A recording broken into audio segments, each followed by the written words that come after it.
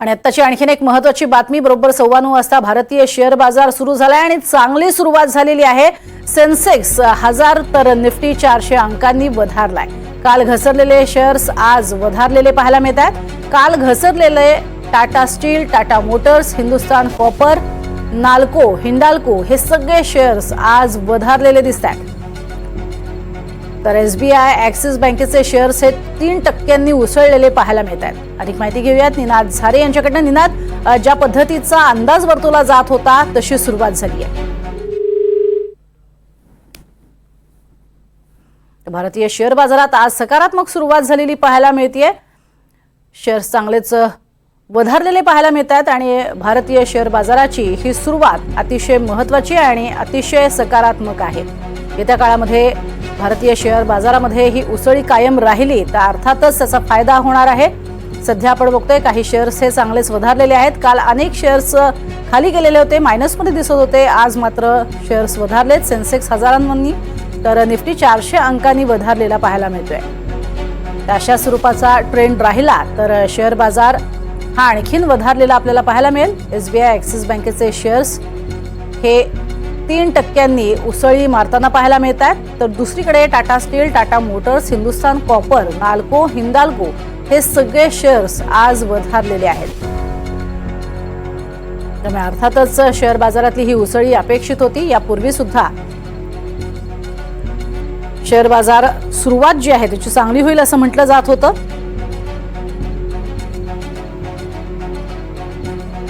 कारण 1% भारतीय बाजार हा वधारेल असंही म्हटलं जात होतं आणि प्री ओपनिंग सेशन प्रमाणे सध्या तसेच संकेत होते आणि तशीच ओपनिंग झालेली पाहायला मिळते। अधिक माहिती आपल्याला देत आहेत निनाद झारे। निनाद, जी अपेक्षा वर्तवली जात होती तशा स्वरूपात सुरुवात झाली बाजाराची। हो, आज सेन्सेक्सची एक्सपायरी आहे आणि अनेकांचे सौदे अडकलेले असतात ते क्लिअर करण्यासाठी ही उसळी असू शकते असं सध्याचं वातावरण आहे।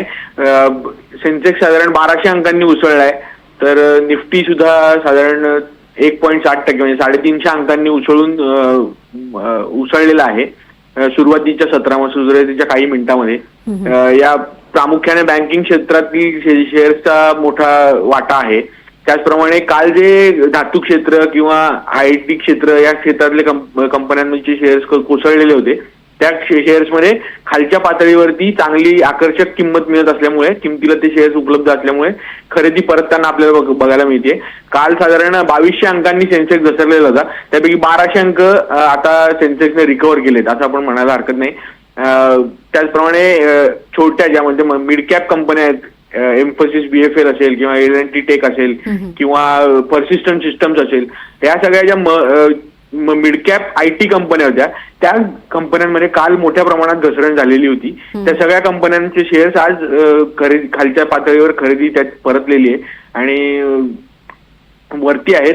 मिड कॅप इंडेक्स हा सुद्धा जवळपास 1000 अंकांनी वरती आहे। स्मॉल कॅप इंडेक्स 300-350 अंकांनी वरती आहे। त्यामुळे बाजारात ओव्हरऑल सार्वत्रिक खरेदी बघायला मिळते असं म्हणायला हरकत नाही। सगळ्याच क्षेत्रांमध्ये आज मोठ्या प्रमाणात खरेदी आहे। काल जसं निफ्टीमध्ये 50 पैकी 49 शेअर्स खाली घसरलेले होते सकाळच्या सत्रामध्ये, तसेच आज 50 पैकी 49 शेअर्स आज वर आहेत। त्यामुळे खालच्या पातळीवर मोठ्या प्रमाणात खरेदी आपल्याला बघायला मिळते। तरी सुद्धा ही सुरुवातीचा काळ आहे। दिवस अखेर नेमकं काय होतं हे आपल्याला बघावं लागेल। तुर्तास सगळ्यांनी लांब कायम राहील असं वाटतंय का ते आपल्याला बघावं लागेल। कालचा आपण विचार केला तर काल सेन्सेक्स आणि निफ्टी खाली जिथे घसरलेले होते दिवसभर, तर शेवटच्या तासाभरात 1000 अंकांची उसळी सेन्सेक्स मध्ये आली आणि निफ्टीत सुद्धा साधारण 300-350 अंकांची उसळी आली।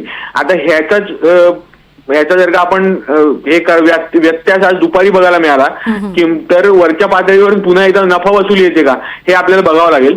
पण कारण अमेरिकन बाजारात सुद्धा काल रात्री विचार केला तर सकाळच्या सत्रात चढालेला अमेरिकन बाजार दुपारच्या सत्रात पुन्हा एकदा म्हणजे तिथल्या दुपारच्या सत्रात पुन्हा एकदा घसरून बंद झाला। डाव जोन्स खाली 389 अंकांनी घसरूनच बंद झाला। नॅसडॅक मधली सगळी उसळी शेवटच्या तासाभरात ओसरली. त्यामुळे हाच ट्रेंड जर का अमेरिकन बाजारातलाच ट्रेंड भारतात बघायला मिळाला तर दुपारच्या सत्रात कदाचित हे दोन्ही निर्देशांक पुन्हा घसरू शकतात. त्यामुळे आत्ताच काही सांगणं कठीण आहे. काल जसं आपण पाहिलं तर इंडिया विक्स जो व्हॉलेटिलिटीचा इंडेक्स असतो तो खूप 25 पर्यंत वरती गेला होता, दुप्पट झालेला होता. त्यामुळे चढ उतार हे मोठे असतील. त्यामुळे सामान्य गुंतवणूकदारांनी थोडं सावधानपणे बाजारात ट्रेड करावं. असे ट्रेडिंग करताना अतिशय काळजीपूर्वक ट्रेड करावेत अशी सध्या तज्ज्ञांचं मत आहे. आपल्याकडे काल जे तज्ज्ञांनी व्यक्त केलेली मत आहे त्याची सुद्धा त्यांनी हेच सांगितलं की सामान्य गुंतवणूकदारांनी थोडं हातचं राखून ट्रेडिंग करावं. नक्कीच. तुर्तास धन्यवाद निनाद या संपूर्ण सविस्तर माहितीसाठी.